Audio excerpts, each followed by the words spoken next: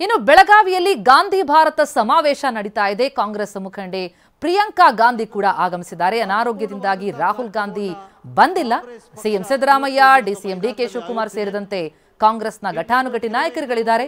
ಬೆಳಗಾವಿಯಲ್ಲಿ ನಡೀತಾ ಇರುವಂತಹ ಗಾಂಧಿ ಭಾರತ ಸಮಾವೇಶ ಈ ಹಿಂದೆಯೇ ನಿಗದಿಯಾಗಿತ್ತು. ಆದರೆ ಮಾಜಿ ಪ್ರಧಾನಿ ಮನಮೋಹನ್ ಸಿಂಗ್ ಅವರ ನಿಧನದ ಹಿನ್ನೆಲೆಯಲ್ಲಿ ಅದನ್ನು ಮುಂದೂಡಲಾಗಿತ್ತು.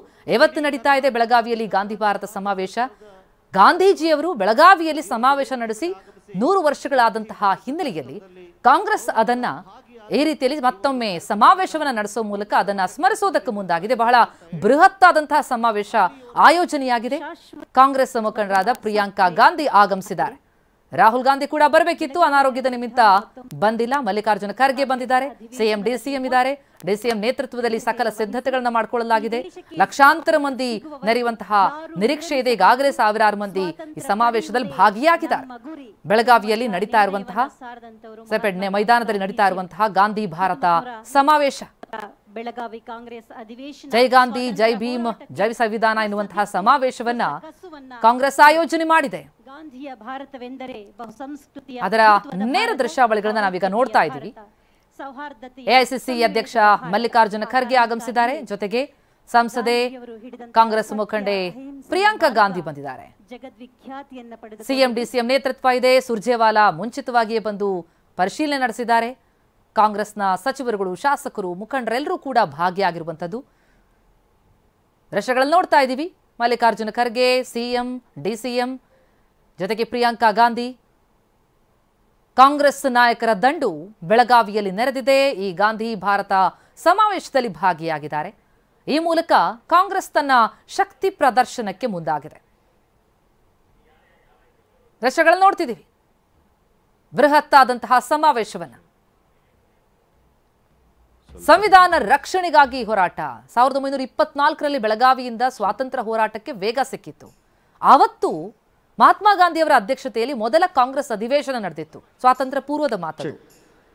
ಅದರ ನೆನಪಿಗೆ 100 ವರ್ಷ ಆಗಿದೆ ಅಂತ ಇವತ್ತು ಜೈ ಬಾಪು, ಜೈ ಭೀಮ್, ಜೈ ಸಂವಿಧಾನ ಸಮಾವೇಶವನ್ನ ಕಾಂಗ್ರೆಸ್ ನಡೆಸಿದೆ. ಗಾಂಧೀಜಿ, ಅಂಬೇಡ್ಕರ್ ವಿಚಾರಧಾರೆಯನ್ನ ಮುಂದಿಟ್ಟು ಕಾಂಗ್ರೆಸ್ ರಣಕಾಳಿಯನ್ನು ಮೊಳಗಿಸ್ತಾ ಇರುವಂಥದ್ದು. ಸಂವಿಧಾನ ರಕ್ಷಣೆ ಹೋರಾಟಕ್ಕೆ ಬೆಳಗಾವಿಯಿಂದಲೇ ಚಾಲನೆ ಅಂತಿದೆ ಕಾಂಗ್ರೆಸ್.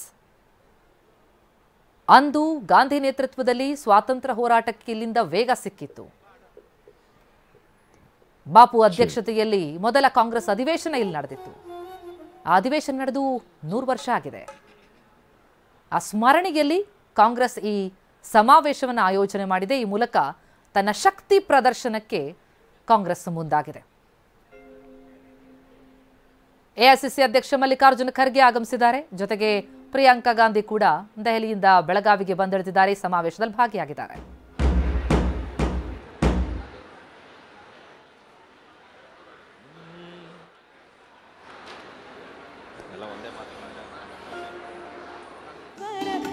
ನಾಡಗೀತೆಯನ್ನು ಸುಶ್ರಾವ್ಯವಾಗಿ ಸಾದರಪಡಿಸಿದಂತಹ ಸಾಧ್ವಿನಿ ಕೊಪ್ಪ ಅವರಿಗೆ ಅನಂತ ವಂದನೆಗಳು.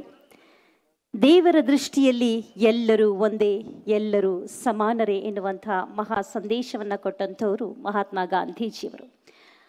ಅವರ ಪುತ್ಥಳಿಯನ್ನು ಅನಾವರಣಗೊಳಿಸಿ ಇವರ ತತ್ವಗಳನ್ನು ಮತ್ತೆ ಮತ್ತೆ ಬಿತ್ತುವಂತಹ ಈ ಸತ್ಪ್ರಯತ್ನದ ಕಾರ್ಯಕ್ರಮಕ್ಕೆ ಆಗಮಿಸಿರುವ ಎಲ್ಲ ಗಣ್ಯಮಾನ್ಯರನ್ನ, ವೇದಿಕೆ ಮುಂಭಾಗದಲ್ಲಿರುವಂತಹ ಎಲ್ಲ ಸಹೃದಯರನ್ನ ಸ್ವಾಗತಿಸಲಿದ್ದಾರೆ ಶ್ರೀ ಎಚ್.ಕೆ. ಪಾಟೀಲ್, ಮಾನ್ಯ ಕಾನೂನು, ನ್ಯಾಯ, ಮಾನವ ಹಕ್ಕುಗಳು, ಸಂಸದೀಯ ವ್ಯವಹಾರಗಳು ಮತ್ತು ಶಾಸನ ರಚನೆ ಹಾಗೂ ಪ್ರವಾಸೋದ್ಯಮ ಸಚಿವರು, ಕರ್ನಾಟಕ ಸರ್ಕಾರ.